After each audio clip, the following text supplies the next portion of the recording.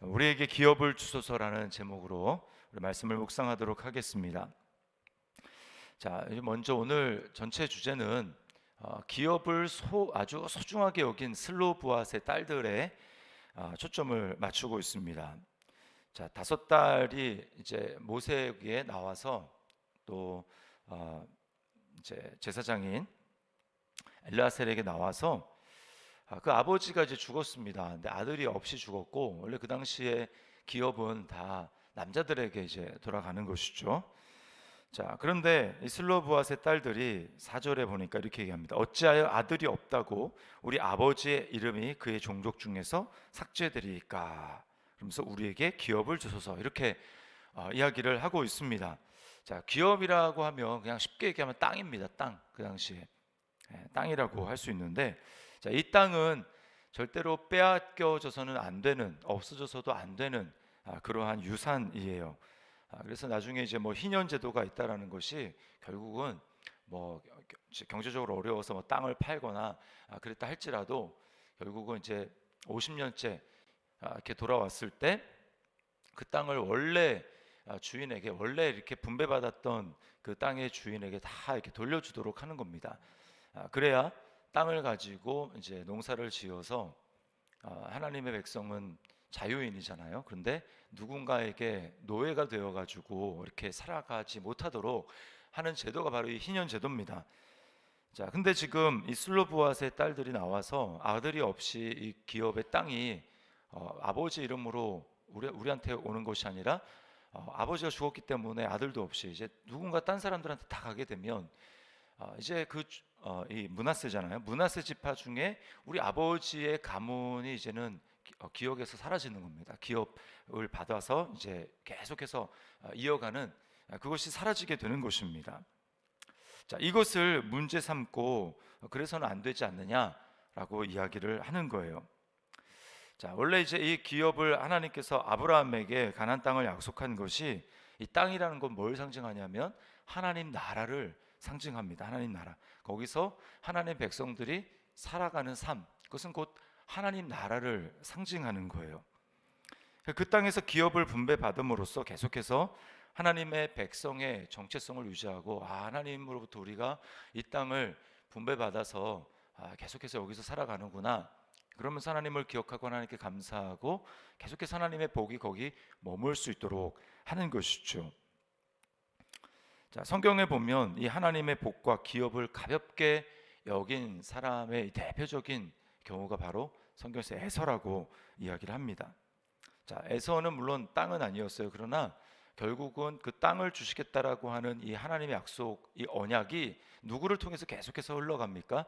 장자를 통해서 흘러가는 것이죠. 그런데 에서는 이제 그 장자라고 하는 그 명분, 내가 이 하나님의 언약의 당사자가 되어서 계속 자손들에게 이것을 흘려보내는, 내가 그 중심에 서 있다라고 하는 이 장자의 명분을 에서는 소홀하게 별것 아닌 것으로 생각을 했습니다. 뭐 이거 해봐야 뭐 나한테 돌아오는 게 뭐가 있냐, 이렇게 생각을 한 것이죠.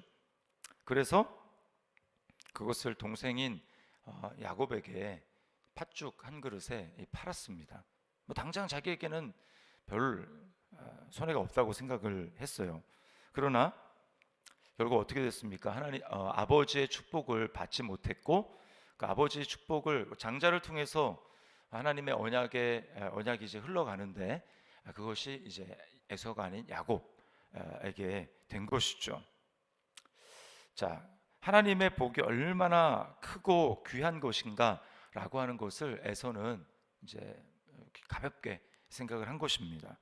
반면에 성경에서 하나님의 복과 기업을 굉장히 중요하게 생각했던 사람들이 또 여러 나오지만, 그 중에 하나가 나봇이라고 하는 사람입니다. 아합 시대에 북이스라엘에 살았던 이 나봇인데, 그 나봇은 조상으로부터 물려받은 땅 중에 포도원이 있었어요. 포도원. 근데 그 포도원이 굉장히 아름다워서 이제 그 왕궁 옆에 있었기 때문에 아합 왕이 그 포도원을 날 주면 그 값 이상의 값을 쳐줘서 다른 장소로 주고 상당하게 값을 쳐주겠다, 그렇게 이야기를 해도 이것은 경제적인 논리로 절대로 해석될 수가 없다. 이건 조상으로부터 물려받은 기업인데 어떻게 이것을 우리가 넘겨주거나 물려주거나 그렇게 할 수 있는, 절대로 그렇게 할 수 없다라고 해서 결국은 죽었습니다. 그 모함 때문에 결국은 죽었죠. 뭐라고 생각하는 것입니까? 하나님으로 받은 그 기업이 내 생명보다 더 중요하다라고 하는 거예요. 이렇게 정말 귀하게 여긴 것입니다. 우리 찬송가 가사에도 나의 영원하신 기업 생명보다 귀하다, 이런 찬양이 있잖아요. 자, 이제 그리스도인에게 이 기업이라는 것은 무엇일까요? 이것은 하나님의 나라입니다. 하나님의 나라, 하나님의 통치와 보호를 받는 것. 누가 하나님의 나라를 차지하고 누가 계속해서 그 하나님 나라를 누리며 살아갈 수 있을까요? 성경에 보면 온유한 자라고 이야기를 합니다. 그래서 팔복에 예수님께서는 산상수훈에 마태복음 5장 5절 이렇게 얘기합니다. 온유한 자는 복이 있나니 그들이 땅을 기업으로 받을 것이며. 온유한 자는 땅을 기업으로 받는다. 온유한 자가 하나님 나라를 소유하고 온유한 자가 하나님 나라를 계속해서 누리며 살아간다라고 하는 거예요. 자, 그러면 온유하다라는 것이 무엇입니까? 온유하다라는 것은 자기 판단을 내려놓는 거예요. 그 상황에 대한 자기 판단을 내려놓고 전적으로 하나님의 뜻을 받아들이는 것, 그래서 그 뜻대로 행하는 것, 이것이 온유입니다. 자, 우리 중에 누구라도 사실은 온전한 의미에서 온유한 사람은 없어요. 우리가 다 아담의 후손으로 죄 가운데 태어나서 내가 중심이 되었기 때문에 내가 중심이 된 자는 절대로 온유할 수가 없습니다.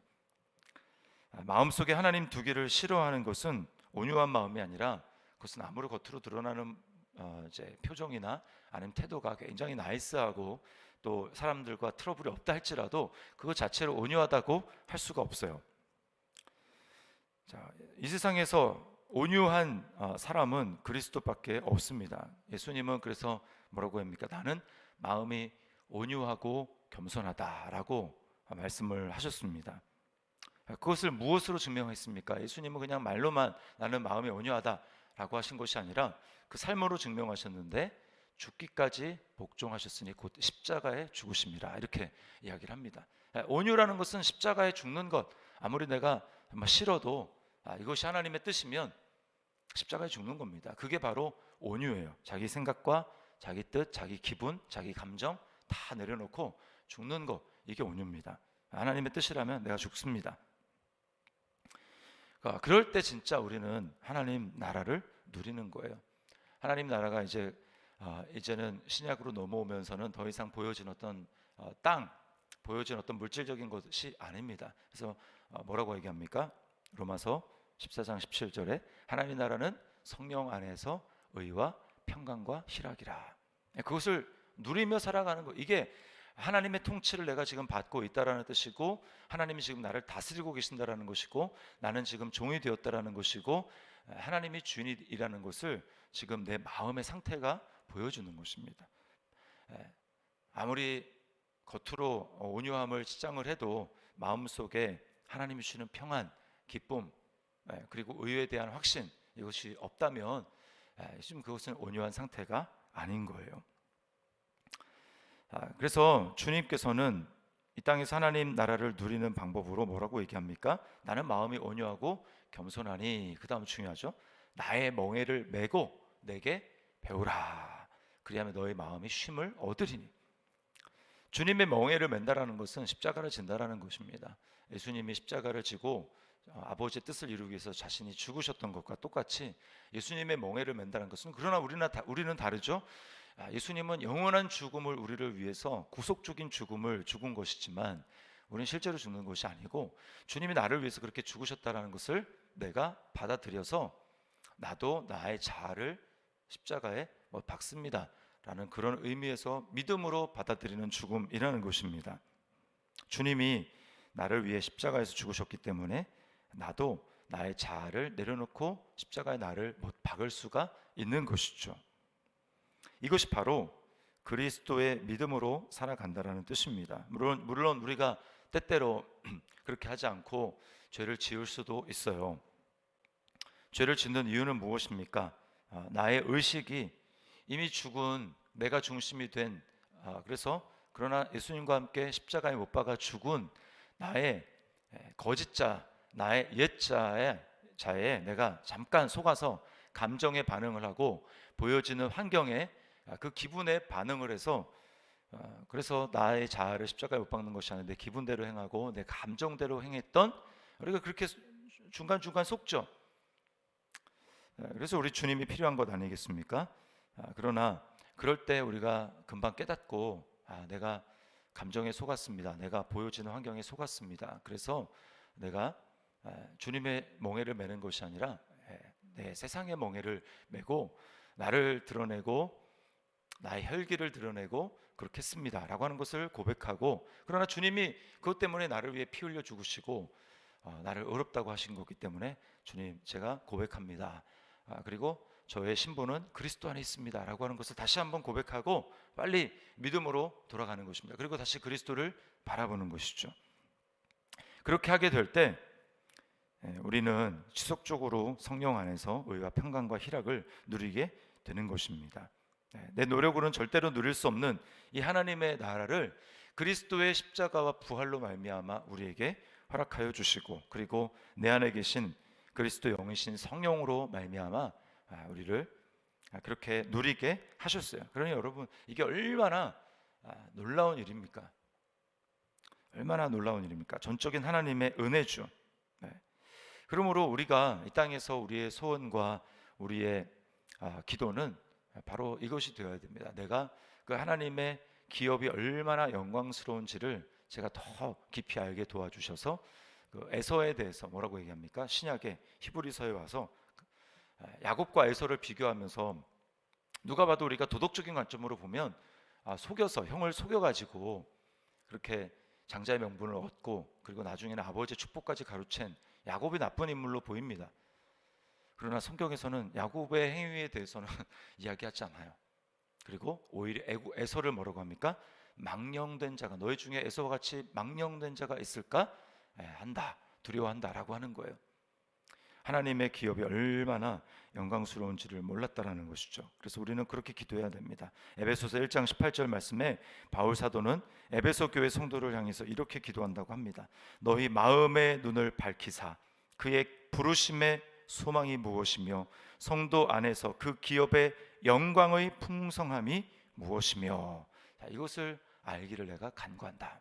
우리도 똑같이 기도해야 됩니다. 내가 얻은 이 구원이, 내가 얻은 이 하나님 나라가, 그리고 성도라는 이 신분이, 하나님의 자녀라는 신분이 이게 얼마나 크고 놀라운 것인가.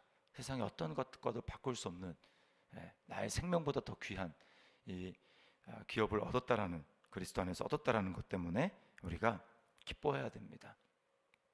자, 적용해 보겠습니다. 첫 번째, 이제 아까 앞에서 다루었던 오직 그리스도의 은혜로 하나님 나라 안으로 들어오게 되었음을 정말 알고 있습니까? 그리고 그리스도 안에서 하나님 나라를 나는 실제로 경험하고 누리고 있습니까?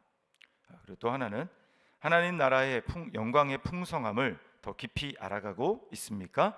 그러기에 슬로보앗의 딸들처럼 하나님의 나라의 기업을 소중하게 여기고 있습니까? 오늘 우리에게 기업을 주소서라고 말했던 이 슬로보앗의 딸들과 같이 이미 얻은 하나님의 나라를 주님, 내가 매일매일 누리며 살아갈 수 있도록 주님 축복하여 주옵소서. 어떤 환경에도 하나님 나라를 누리며 주님과 동행하는 삶을 살아가게 도와주십시오. 우리 그렇게 기도하는 오늘 이 새벽이 될 수 있기를 바랍니다.